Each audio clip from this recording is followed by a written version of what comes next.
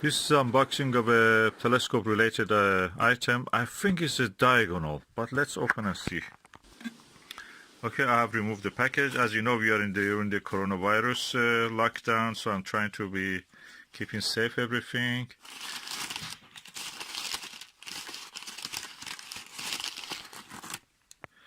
Okay, this is the eyepiece. No, it says diagonal. Oh, hallelujah. It's quite massive. Let me just put this away. That's the container of it. Nothing in this. Oh, there is something like a screw. Yeah, 2 screws there. I'll put this apart away. That's an Altair. I can see from here. That is an Altair. I will disinfect it with the alcohol before using, but anyway, at the moment I will disinfect this surface also. It's quite chunky. Okay, this is an Altair Prism diagonal. It's made of prism. It has a glass inside it. Instead of a mirror, which should be here, the whole thing is a prism. It's crystal. And that means you will have the best reflectivity from the beam of the light from the object to the eyepiece. And what that means for you, this will be perfect for seeing planetary details on objects like Mars, like Moon, like Jupiter. Festoons and all the cloud belts will be visible. Also the details on the disk of the Saturn and the rings of the Saturn. So really good item for this kind of observations. It comes with 2 adapters, one 1.25-inch adapter, the other one is a 2-inch adapter. So when you attach those screws, that will make it usable for that. I'm going to attach them now. Okay, I've now removed the cap. I've attached the screws. This is like a butter version of this, so probably you can turn it. No, it's not like butter. Click-lock is not click-lock.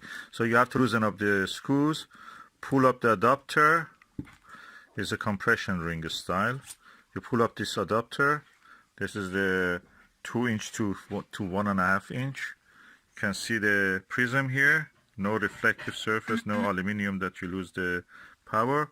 And this is the 2-inch version of it. And when you open this, it will be reflective. It works with the total reflection angle. So you are seeing the whatever is beyond. Really clear.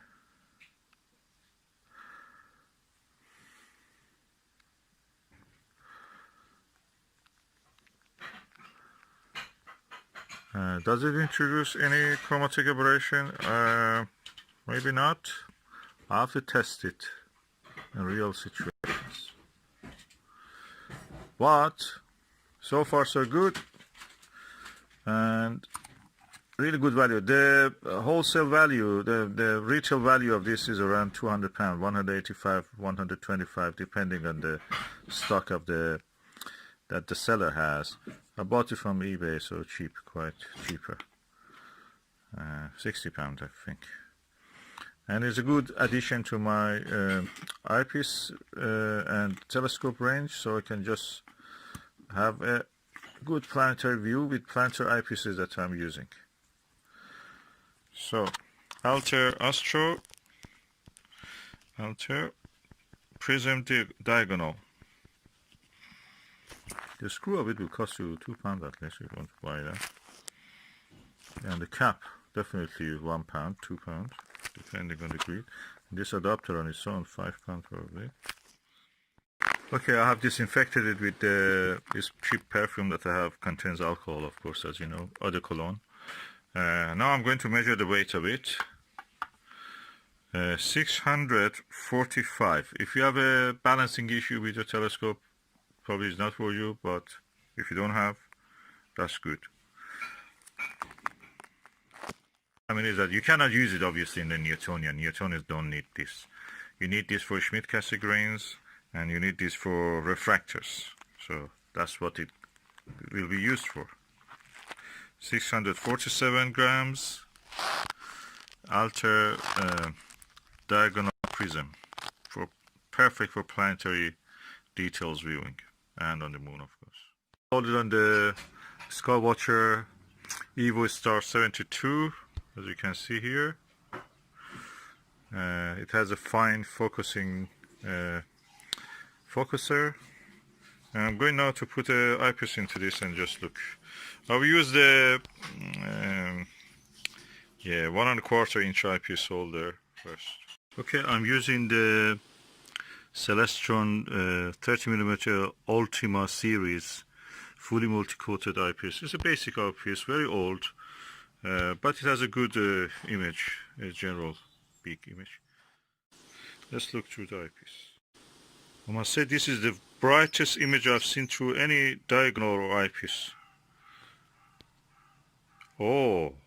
It's like using orthoscopic eyepiece compared to a Plusol or any other eyepiece. Orthoscopic, if you know, they are the best eyepieces for clarity and sharpness and the brightness of the image. Okay, I'm trying to focus the camera on this bud of the tree, leaf bud. And of course outside is very cloudy, there is not much brightness. The image quality, I was shocked when I looked through this diagonal and eyepiece. It's such a bright image, so much detail visible. So good for this, and I must say I'm impressed. Diagonal Prism is definitely the best choice for clarity and brightness of the image. I will test it on the first occasion on the stars also. Oh, I found that this Altair diagonal prism is also like butter. It's click lock. You turn it over like this, it's loose. You tighten it up like that, it doesn't come up. So perfect. Oh, I bought it really cheap. That click lock diagonal, mirror diagonal of the butter was costing me £175. And I bought it £60 with everything. This is the Skywatcher Sky Max 150, is a max set of category telescope. I have a Media LX200 and I looked through it also. That's very optically superb. This max setup is as good as that. On this occasion, looking at the Orion Nebula, it is as good or a bit better than the LX200 8-inch. This is 6-inch, of course. With this eyepiece, I can completely see the details in the Orion Nebula trapezium. The details in the trapezium and the Orion Nebula, the wispiness in the nebula itself. It is really good quality. I can compare it with the best optics. I've not used this for a while, so I forgot how it looks. And I was really shocked and impressed looking through this telescope. Fascinating, beautiful optics.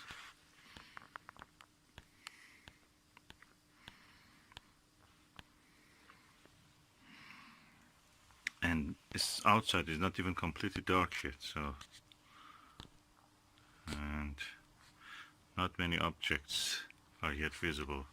I can make sure this is not very dark sky yet. And as you can see, we have light pollution. We are during the lockdown, COVID-19, coronavirus. So, impressive. The stars look pinpoint, and I can see the dark lanes and the wispiness and the feathery structures in the nebula itself, which I only saw with the LX200 in some occasions. I remember now why it is looking so crisp and sharp and bright, the image of the Orion Nebula, and it can show all the stars of the trapezium. The reason is not the eyepiece or the telescope just itself. Today I received my Altair diagonal prism. It gives crisp, sharp views of the anything that you are looking details, usually best with the planetary telescopes like Maxitos or refractors. So, and of course the Schmidt-Cassegrain. This is superb. I tried it in the daylight, and I'm telling you now, it's night. nighttime. That's the reason. I don't remember seeing this so crisp. This is because of his Altair diagonal prism.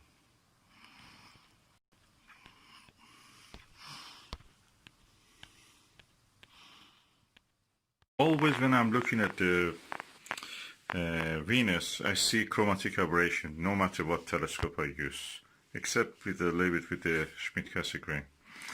This is a Maxatov, and I'm using a very wide angle eyepiece, 38mm panel view, 70 degrees.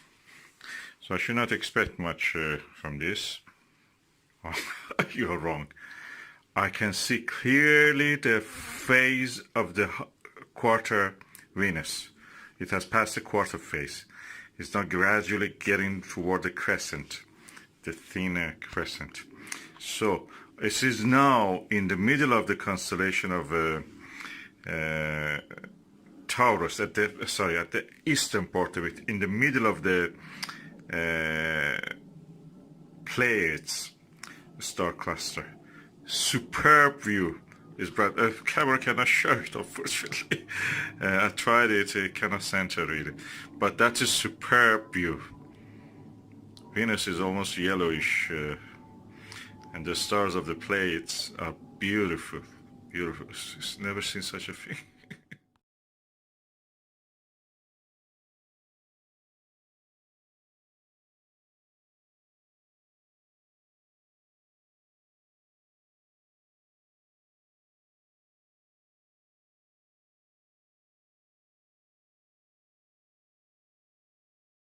I think partly this is because of the Altair star diagonal prism. This is prism, it's not a mirror. Superb quality, image quality is superb. It's £200 usually. You can buy it sometimes at a little bit lower. I got it from eBay for £60. Really good quality. What I see with this Altair diagonal prism and this Maxatov Skywatcher Maxatov 156-inch telescope and this 17mm fully multi-coated eyepiece Skywatcher again, is the image of the Venus reminds me of the images that the Pioneer Venus and Magellan spacecraft sent from the orbit of the or when they were bypassing the planet Venus. That's superb quality. You see the intensity near the edge and near the terminator. You see some darkening, and that's the cloud tops. And oh, it's amazing. The permanent storms in the cloud tops.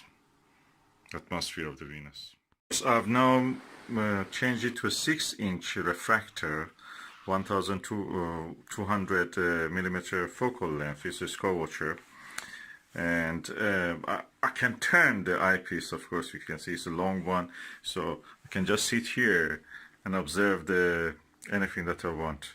I'm using the bathroom for the window, the bathroom. We cannot go out. It's a COVID-19 disease caused by the coronavirus. We're under lockdown, but that is nice. We can just use this to look at the stars, and that's the planet Venus. Among the stars of the Pleiades, a star cluster in the constellation Taurus.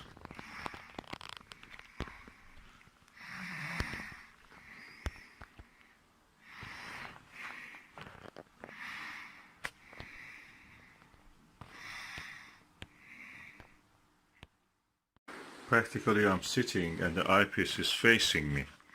Then the telescope on this Dobsonian mount from the Skywatcher Flex Tube 130 is really balanced.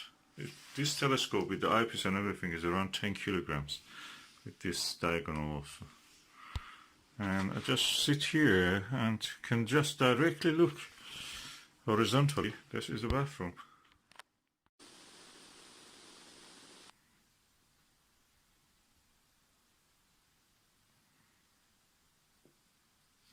Contrast and the beauty of this refractor. I've not seen anything. It looks like the old paintings of the moon landscape, 19th century ones, engravings. You can see why they draw them like that. These refractors are so contrasty. The image quality is superb.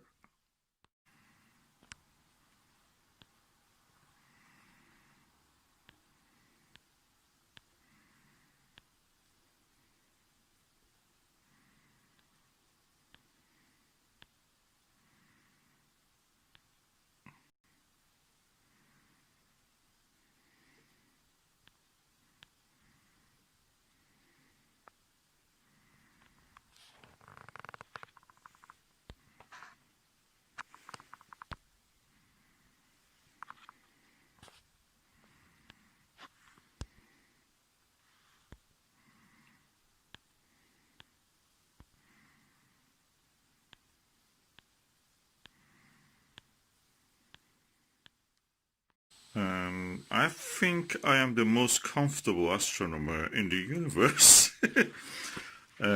My eyepiece is just in front of my eye. I don't need even to put a stress on my neck. I've turned the eyepiece and the diagonal this way, so I can actually, instead of upward, which usually is this way, I've turned it this way. So I'm sitting on this chair in the bathroom. The moon is setting in that direction, as you can see. It's quite low. It didn't matter if it was high because I can just change the position of this.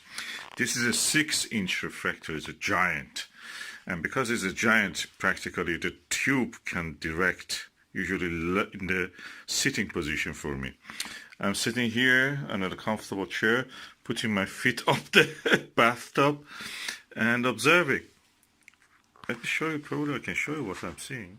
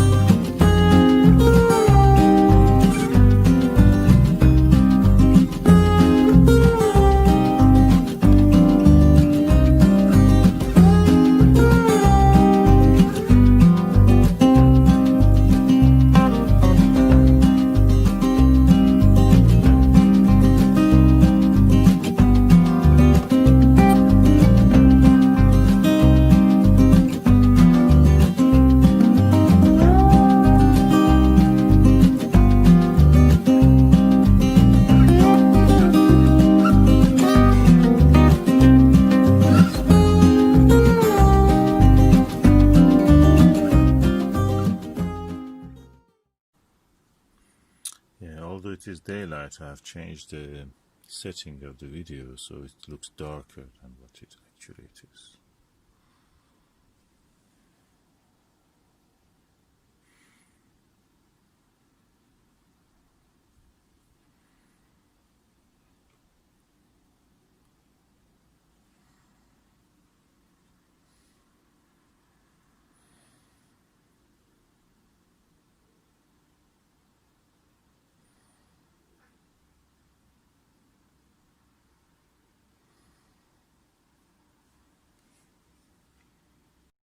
But where I'm making this video using a Meet LX200 Classic.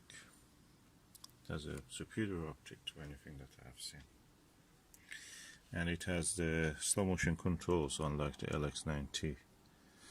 That makes it possible to actually move the images. As you can see, I'm removing the micro movements of the telescope. It's possible. This.